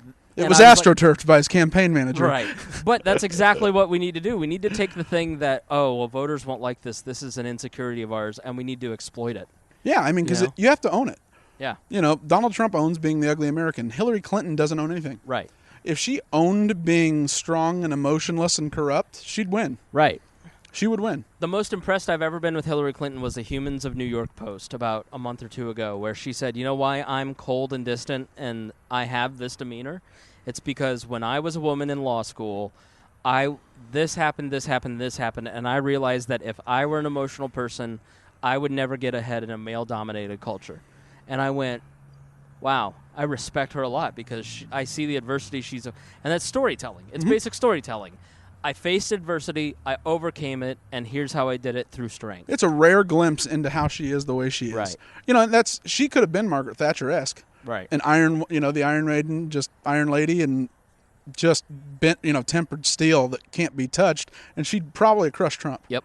Because you can't hit somebody that doesn't care every time you throw an attack at him. She has to pretend to care. Right. And say, but I represent the women, and this is just wrong what he's doing to women. Right. Where if she had done the opposite and be like, I don't care what he says. Sure. He's an idiot. And just move on. Exactly. She'd have won. Nobody knows what she stands for. Right. Because she goes around trying to form coalitions and taking on the advocacy of other people in their groups. Right. And, that's why black voters right now are showing up 6% less in early voting, which means probably close to 8 to 9% in the general election on Election Day. Yeah. That is very, very bad for her. That's really bad in Pennsylvania. It's really bad in Michigan. It's really bad in North Carolina. Yeah. Well, one of my favorite comedians, but the greatest female comedian of all time, in my opinion, stand-up comedian, and one of the greatest stand-ups, probably top 10 easily, is Maria Bamford. And she was at my day job today. And Maria Bamford's jokes are funny, and her writing is weird and obscure. But if she read them just in a regular voice, she wouldn't be one of the top 10 comedians of all time. But because... I think it was Jerry Seinfeld maybe that said that stand-up comedy, the essence of it is sound, is that it's all sound. It's how things sound. And when you watch Maria Bamford, if you don't know who she is, go look her up on YouTube or look up Bob and Tom and listen to the podcast today. There's a free podcast, and I put her out there. You listen to the way that she says things, and the way that she talks, and the voices that she talks, and the way that she moves, and the sounds of it. Make the jokes funny. If you break down what she said and wrote it out and read it, it wouldn't be funny. But the noises that she uses to make those sounds make it funny. What we say does matter to us because we're libertarians. But to the vast majority of people, they don't care the substance. They care about the way we say it. They care about the sounds that are coming out of your mouth. And if you sound like a leader, it doesn't matter if you say grab them by the pussy. People will follow you, and you can get elected president of the United States by being a total cretin just because you look and act a certain way. And that mystifies us as libertarians, because to us, what he says matters. What he will do as president matters. And that's why we vote for Gary Johnson. Right. But we take it as statecraft. We take running for being a politician is statecraft when it's performance art. Right. Yeah, it's all performance art. It's cheap theatrics. Positioning yourself. And you're just acting. You're assuming a role and delivering a delivering your presentation in the most authentic way you can. Yeah. And when there's a disconnect between those two is when you struggle. But that's that's going to be that's a tough lesson to learn, because every time I talk to libertarians and I talk about like the polling stuff and not get included in the debates, the accusation is a media bias and that we're not included and yada yada yada. Which is those factual. are the terms of the rules. Right. Yeah. I can wait until Jesus comes back, and I guarantee you that the debate commission isn't going to adjust those or make it any fair. Right. So instead, we have to play the game and do it better. We don't get the luxury of complaining. Gary Johnson reached out to a member of the commission, Mitch Daniels, and ended up getting invited and networking. Mm-hmm. I had a situation today where, it's all about emotional maturity too. Like, we get mocked for being immature, but you can't. It's strategic though. Yeah, you can't have fake internet fights with Rob Kendall on a daily basis. Somebody was looking at Jeff Vibbert and I, my coworker, and we always bust each other's balls online, like I do with Kendall. And he's like, he says he's his best friend, and he says he's his best friend, but they're constantly bickering. It's always this, and but that's just that's the that's male friendship, right? And you can't be nice to one another, right. Or else you wouldn't like the person. There's an emotional maturity that has to go into it. Like, Rob and I mock each other and fight because it's entertaining to you, and we want to us, and to us, and it's fun and it's funny. It's funny to make up nicknames like Kickback Kendall and Flop and Rob. Like, Flop and Rob never can keep his, but do I think that Rob really is corrupt? No, not at all, or else he wouldn't be on this program. No. But there was a situation today where, Brad Kloffenstein, Brett Bittner, Jeremiah Morrill, and myself, libertarians, part of the libertarian establishment, part of the political establishment in Indiana going back to 2002 with Brad, former executive director. I'm a former executive director. We had to call people that we have built relationships with in other parties at the heat of one of the most contested campaigns ever. And I had to call friends in other political parties, and I called one person who is an office holder, and I have no idea who they are, and I just introduced myself, and I said, I'm a former executive director. This is what's going on. And because I was part of the club, they said, oh, hey, how are you doing? There's a different tone than I'm regular Joe Schmo, and I'm about to yell at you because you blah, blah, blah, blah, blah. Yeah, you got past the secretary. I'm part of the establishment just because I showed up, and I didn't disappear when I didn't get my way all the time. But, I had to call friends and say, here's the situation. This is an injustice that is being done by a member of your party, and it needs fixed. And you know what they said? You're right. That is bullshit. And they fixed it. And if I were a dick to these people, then I wouldn't be able to have friendships with them. It's not about mutual favors. It's not about quid pro quo. I mean, it's not corruption. Politics is the people business. Yeah, you separate the person from the policies. Right. I will never vote for any of the people that, my friend on the other side that I talked to today. I don't like any of the things that he stands for, except for like two things. But he and I get together and have lunch because we like each other as people. Mm-hmm. And so I think libertarians are bad at the emotional maturity of politics because they're new at it. And they think because they watch all these TV shows and they watch that it's all supposed to be, combative, and that's the way you get ahead, and we need to tear down the other guy, and we do that by being a dick. It's not how you get things done. Like, Roger Paxton and I disagree on a lot. We disagree all the time, but Roger's my friend, and I recommend his podcast because I want you to have a balanced view.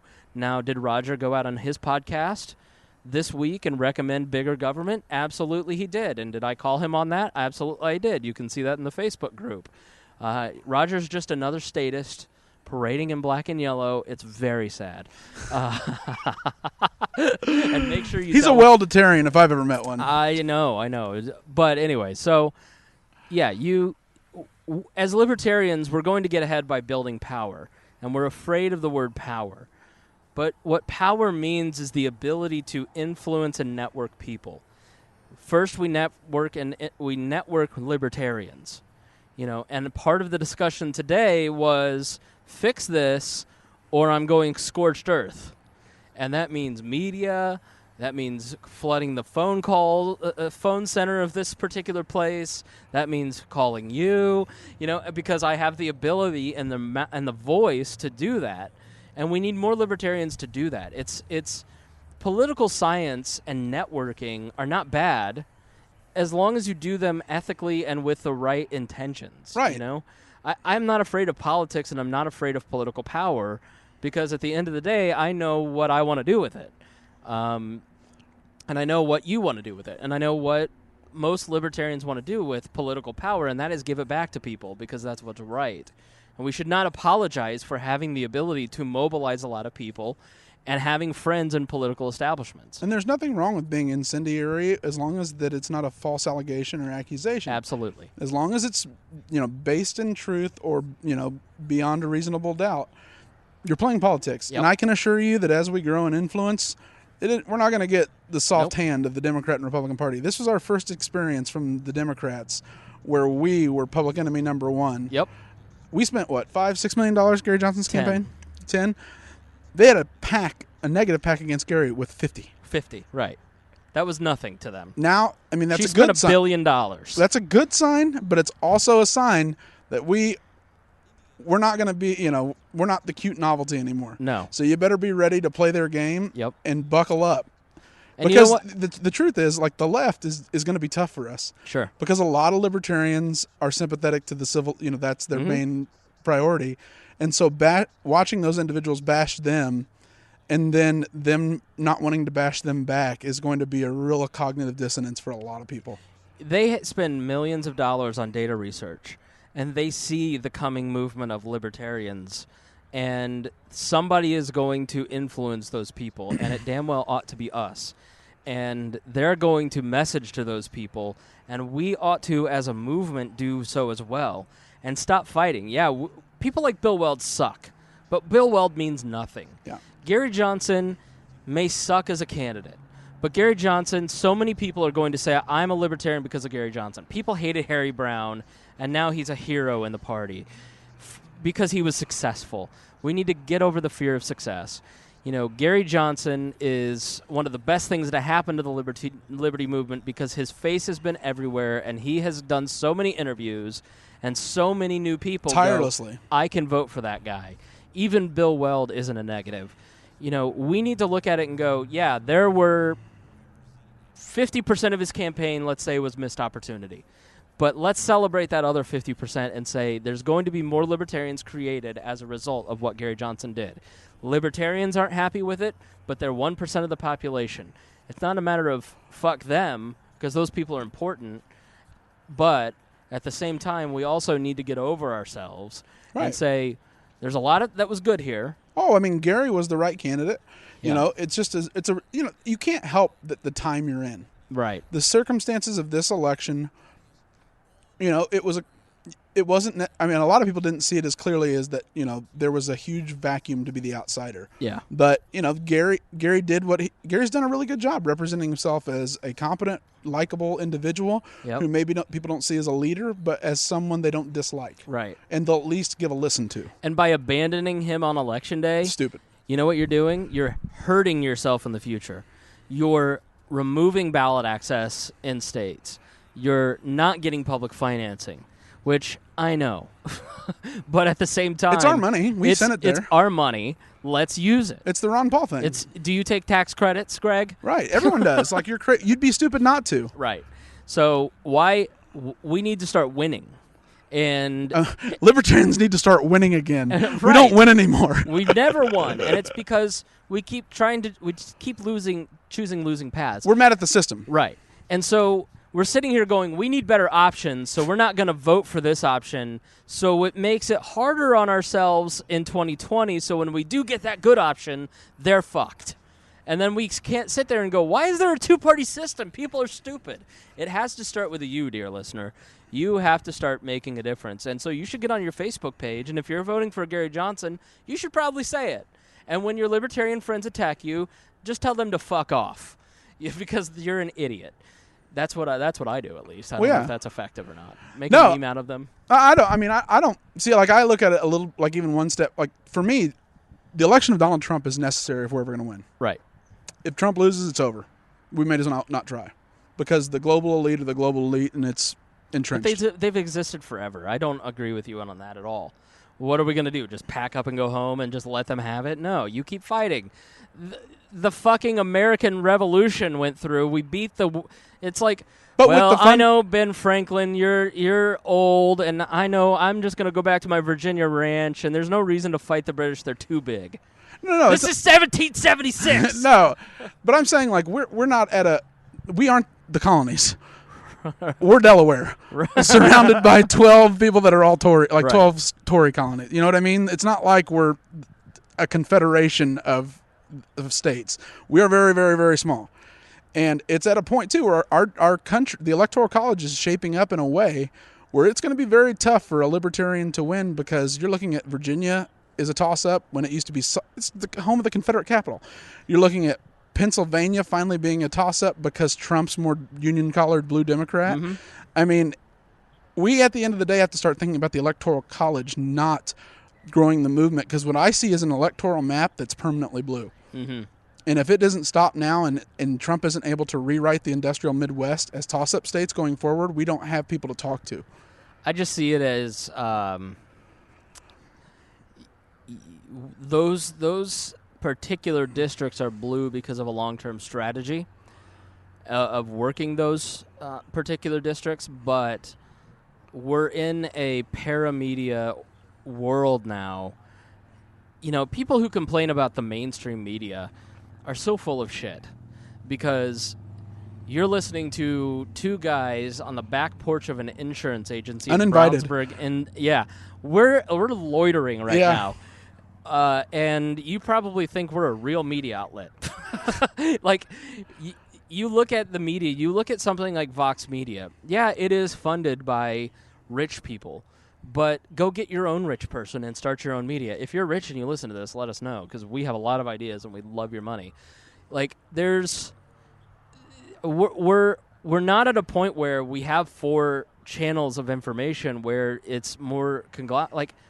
When you say it's over, I just don't agree with that. I think that you can... Here's why I say that, you can build for 20 years in the future. The problem is, though, entrenched interests. So we're lucky in that we never had nationalized health care. Mm-hmm. Had we had that, it would... Health care, even just with Medicare, makes it, being a small government person, darn near impossible. Sure. Because the people that are most open to our message are either young and disaffected. Right. Or they're older, disillusioned Republicans. Mm-hmm. And yet those are the people getting ready to go on Medicare and Social Security who aren't going to want to cut it. Right. When you turn that into a country that has Medicare, what are you going to do? The fuck? There's a hot air balloon over us. Really? Over there. Well, okay, there's a hot air balloon flying over us. It scared the shit out of me. Canadian drones. Fucking Mary Poppins is after me. But yeah, like, for me, I see it as we have an electoral college that's really shaping up in a way that looks blue. And then you have Bernie Sanders is really the future of the left. Mm-hmm. Socialist Democrats or democratic socialism. It isn't like Jim Webb or Hillary Clinton moderate democratic principles. Mm-hmm. It is democratic socialism. Absolutely. That is what people are going to want. And for a lot of people who may not even want it, once they taste it, they're going to want it. Mm-hmm. It's like Obamacare. A lot of people that thought they might have hated it love the idea that their kids can stay on their coverage till 26. Sure, but the idea of human freedom is something that it can't just be abstract. We have to start. Say, you want freedom, kid? You want some freedom? Like, we have to make the case that you will be richer, that poorer people will be taken care of better, that the government and bureaucracy is incompetent. But you can't do that without, telling them to abandon that and that the market will figure it out leaves a transition period where there's real human pain. Sure.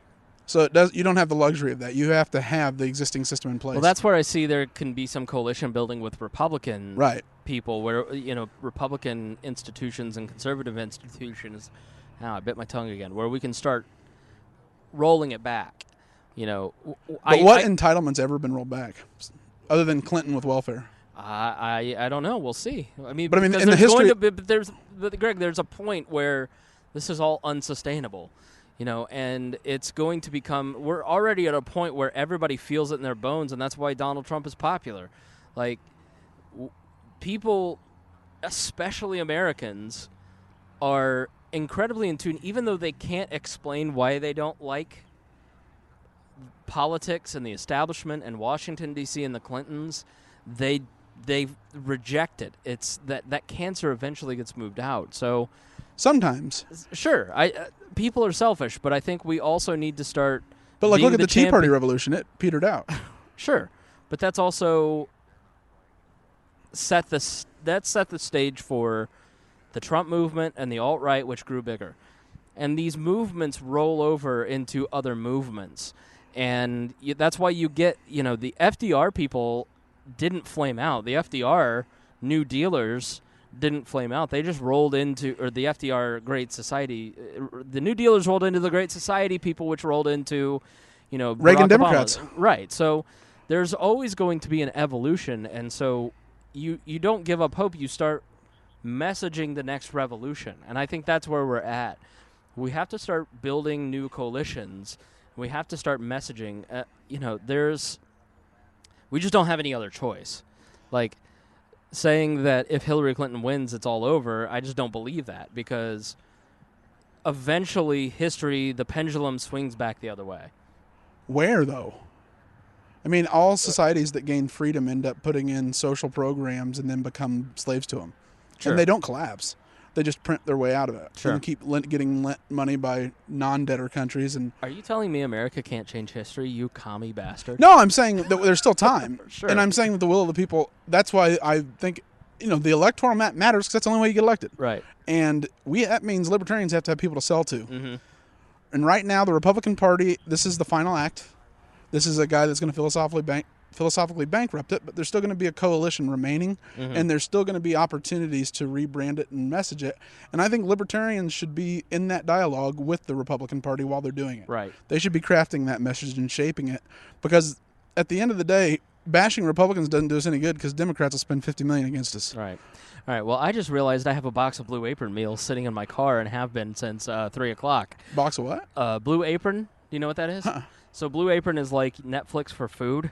Oh, wow. You basically, they send you food 3 meals a week, and then you in a box, and then you cook it. It's great. Awesome. I love Blue Apron. BlueApron.com/Bob and Tom. I love Sean Hannity food insurance. SeanHannity.com/wall. They've got a Korean pork taco dish that I make quite frequently. That is wonderful. All right, so we need to wrap up, and so much is going on my... yeah, no, I haven't checked my phone since we started. Oh, my God, it's out of control. I know. I'm getting Snapchats and emails. Nudes. Nudes. Many nudes. No thank you, Colin Schaefer. I acknowledged him. Now what have I done? Hi, Colin. He's going to come creepy at the gym, by the way. He now knows that you're working out at LA Fitness. Listen, I lost 4 pounds this week by moving. All right. So final thoughts before we not adjourn. We meet again on Monday night. No, I look forward to see if any major developments happen, because if anything, the Clintons will hit back when pushed into a corner. Yep. And you got to think that the weekend before, when they're down, there's something. It doesn't matter. They'll manufacture something. Yeah, absolutely. Doesn't matter if the truth is the truth. We're in a post-fact era. The question is, will it make her look desperate and hurt her more? So get your own podcast and make up your own facts. All right, thank you for joining us here on this episode. We are going... Excuse me, how unprofessional. Sorry. Whew. It's the Blue Apron meal. So anyways, I'm going to put actually the Rob Kendall in a separate episode. So you've got that to listen to. It's a little more Indiana-centric, but a little more analysis in-depth. So check that out. And be sure to come and see us on Tuesday night. We'd love to hang out with you. And please, please, please, please, I can't stress this enough. Share We Are Libertarians. It's really helpful, and it's really important, and we would love for you to do that. So please share We Are Libertarians with your friends. Thank you for joining us on this episode of We Are Libertarians, and as always, we promise to do better next time. Okay. This episode of We Are Libertarians is brought to you by Audible.com. Enjoy one free audiobook courtesy of We Are Libertarians. Choose from more than 100,000 audiobook titles, including works by Ron Paul, Walter Block, Murray Rothbard, and the Cato Institute. Audible.com also has audio of radio and TV programs and audio versions of magazines and newspapers. You can get the Audible app on any mobile device or download the audio to your computer. Go to audibletrial.com/WAL or head to WeareLibertarians.com and find the link to get one free month of Audible today. Thank you for listening to the We Are Libertarians Network. Get our other shows at WeareLibertarians.com.